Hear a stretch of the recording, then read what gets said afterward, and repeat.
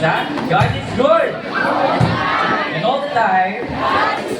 Amen. And truly, God is indeed good in the life of our celebrant, Pastor Ferdy Roque. And now, the moment we've been waiting for, let us welcome, with joyful heart, the man of the hour, celebrating 60 years of God's faithfulness in his life. Let's give a warm round of applause for Pastor Ferdy Roque as he enters and sits in his throne.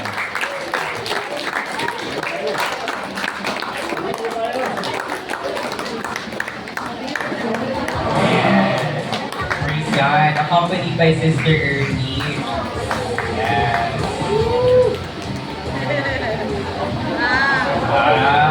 Once more, a round of applause.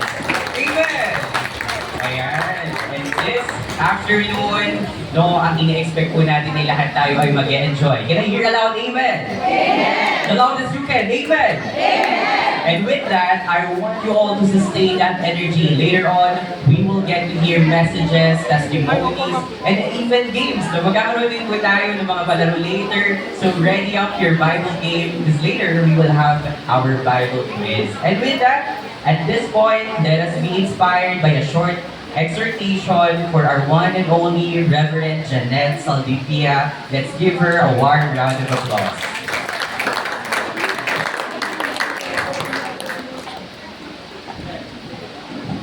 Praise God, ano? Nakakatuwa ko sa party. Welcome to the club. Asa po dito yung mga senior citizen. Wow, maganda naman ang popogi, no? Di ba? Amen? Ay, hindi mo nakakatakot na mag-senior, di ba? No? Kasi karamihan po ng senior ngayon ay lalong gumaganda. Di ba? Ate? Okay.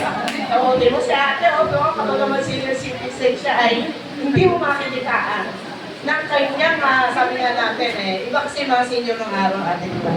Na parang puno-puno sila ng mga problema ng buhay. Tayo kasi marami na tayo kung pwede nating paglabasan, no? Ang ating pumagal. Ano naman po tayo, Pastor Ferdy? May batong bagay lang po kung gusto kong iwan sa iyong kaarawan. Ang una ay, sabi nga, ito ay celebration of life. Ito ay pagdiriwang ng buhay. Kasi bakit?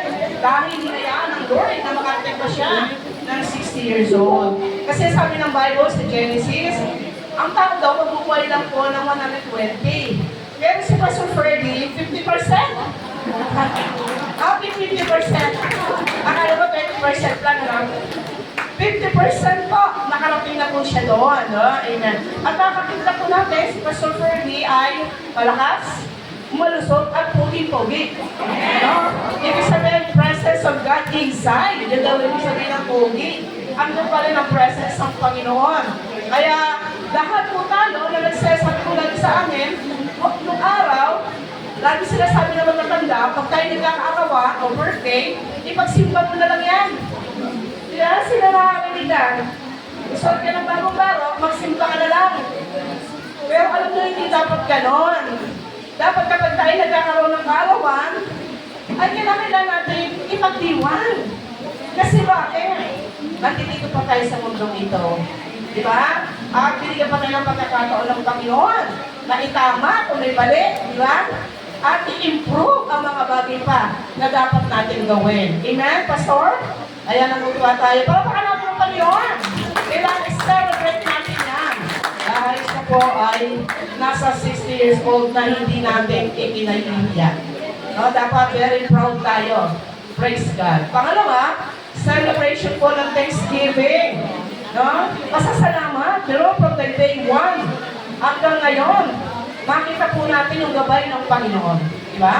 At hindi siya napariwara, nakatutay ang mga kabataan noon o mga iba na nag-age ng magtatagal. Pero hindi naging maganda ang buhay. Napansin naman yun, di ba? Hindi naging maganda ang kanila pong naging experience, naging karanasan sa kanilang buhay sa mundo.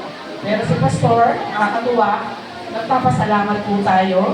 Sapagkat even in old age, sabi ng Bible, Psalms 92, kahit po siya ay nandun na sa punto na nagkakaroon na siya ng tinatawag na promotion. Kasi ang ating birthday ay promotion. Kaya sabi mo sa yung katabi, promotion yan. Hindi yan promotion. Di ba? Sabi nga sa Sa Psalms 91, 1-15, the righteous will flourish like a palm tree. They will grow like a cedar of Lebanon. Ang sabi niyon, they will flourish in the courts of God. They will still bear fruit in old age. They will stay fresh. Kaya pala green tayo ngayon, ano? Stay fresh and green. Sabi niya, proclaim the Lord is upright. He is my rock and there's no wickedness. Praise God. Kaya kapatid, no, bagamat tayo ay nandun na sa edad, ay ipakita natin, pwede pa natin gawin ang ilang mga bagay. No, na maging fruitful tayo, maging productive pa rin tayo, kahit tayo ay nasa senior citizen na. Amen? Parapakan natin ang ating Panginoon. No? At ang pangatlo, celebration of God's faithfulness.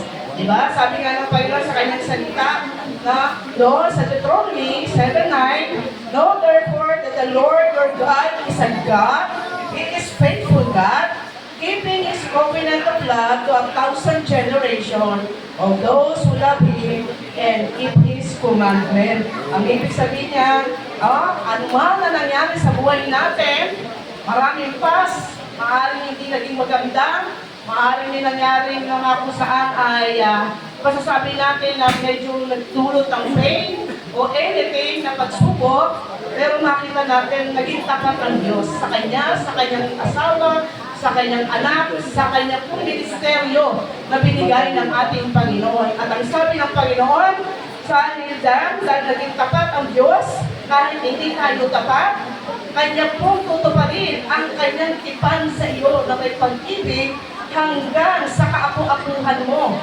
No, hanggang doon sa susunod na generation, dahil minahal mo ang Panginoon at sinunod ang kanyang mga utos. Amen? Kaya ito si Pastor Ferdy, yung mga rewards na hindi na natatat ngayon, I believe, bago dumating ang rapture of the church, more rewards, more of God, more of God's presence, more of God's anointing, more, sabi nga, supernatural ang mangyayari sa buhay niya dahil ang Diyos ay naging tapat sa kanya. Nabigay ang araw ng Pastor, nakabuhan po ng Jaya Cavite, at sa kabuhan po ng aming family, kami po ay nagagalak dahil meron nagse-celebrate po ng kanyang kaarawan sa araw po nito. Palpahan natin ang ating Panginoon. Praise God. Okay? Okay, Pastor Pinoy. Before tayo po ay tumayo, siguro i-chat-chat bago natin i-blow yung ating pong candle. Tanong natin kay Pastor Ferdy, ano pa yung mga special prayer niya. Ngayon siya ay nasa 60 years old na bago natin siya ipanalangin. Okay? Of course, una, pakasalamat tayo sa Diyos sa kapatid niya kagaya ng kapatid ko. Kagaya ng nasabi niyo, Red Sora, ma-reach mo yung 120. Hindi naman yung promise niya, pero good health. Saka, of course, yung family, pati extended family, family learning, kayo po, yung gabay, pati sa mga kapatiran, nagmatiwala ng lalaki ko na pati biyaya at pagkikingat ng mga kapatid. Of course, for our nation, kailangan natin na patuloy ang Diyos sa maghalik sa atin.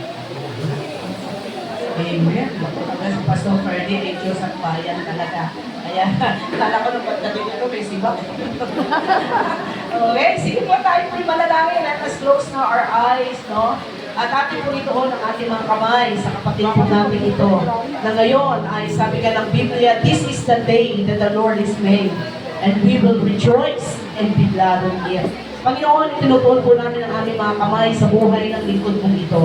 Salamat from the day one na mula sa sinapupunan ng kanyang ina ay iningatan mo na siya, Panginoon. Alam mo po, Panginoon, o Diyos, ng kanyang paglabas sa mundo ito ay may plano ka. May dakila kang plano sa kanyang buhay. Bagamat dumaan siya sa mahigpit na pagsubok sa kanyang pamnong buhay na kanyang nilakbayan. Pero ginawa mo siyang maging matibay, maging matatag, at laging maging tapat sa iyo, Panginoon. At ang isang magandang regalo, O Diyos, ay binigay mo sa kanya ang kaligtasan. Lord, the salvation ng kanyang kaluluwa. Salamat po sa at the early age sa kanyang buhay ay nakakilala siya sa iyo. bilang Diyos at tagapagligtas ng kanyang buhay. At hindi lamang yon, siya po'y ginamit mo, mightily, Panginoon. At ginamit mo siyang mouthpiece upang ang mga katulad niya na nabago ang buhay ay marami din ba mga buhay ang siyang tunay na mabago din sa pangalan ng Panginoong Yesus. Sa kanyang pagtawid, O God, sa edad na ito ay lalo mo siyang palakasin, lalo mo siyang pagtibayin, Panginoon. Lalo pa, Lord, magkaroon siya ng mga pangitain, O God, nakatunay, O God, na magagawa pa niya ang lahat-lahat bago ka dumating, Panginoon, sa muli mong pagbabalik. Pagpalain mo siya, maging sa Ernie, O God, ang kanyang family, Lord, ang kanyang anak, ang ministeryo, mga kamag-anakan, mga sa buhay, kaibigan, kapatid sa Panginoon. Lord, I pray right now, the supernatural, O God, blessings of the Lord be upon him abundantly, Lord. Hallelujah. Prosperity, Panginoon. At yung mga bagay, O God, na hindi natupad ng 59 years niya, starting today, O God, you will open out the windows of heaven and pour out the very blessings, Panginoon. More than that, Panginoon, ang kanya po, Lord, na matatanggap sa pangalan ng Panginoong Jesus. Lord, gamitin mo siya mightily at pagpalain, mag-expand pa, Panginoon, ang ministeryo na pinagkatiwala mo sa kanya at bigyan mo siya, Panginoon, O God,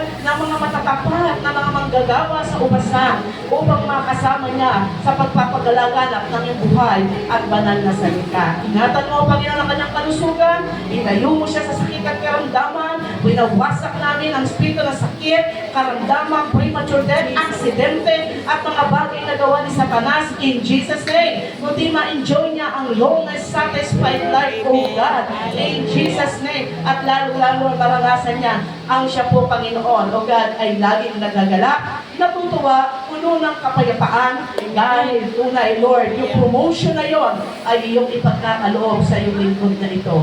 Lord, I pray for the covering of the blood of Jesus, hindi lamang sa kanya, the entire family, the entire general players, O God, hallelujah, na kanyang hinahawakan at ang buo ng pamilya, ay amin po, Panginoon, hinahatid sa iyo, na tunay, victory, victory, victory, ay maranasan nila, starting today. We thank you, we bless you in Jesus' name. Amen and amen. Happy birthday, Pastor.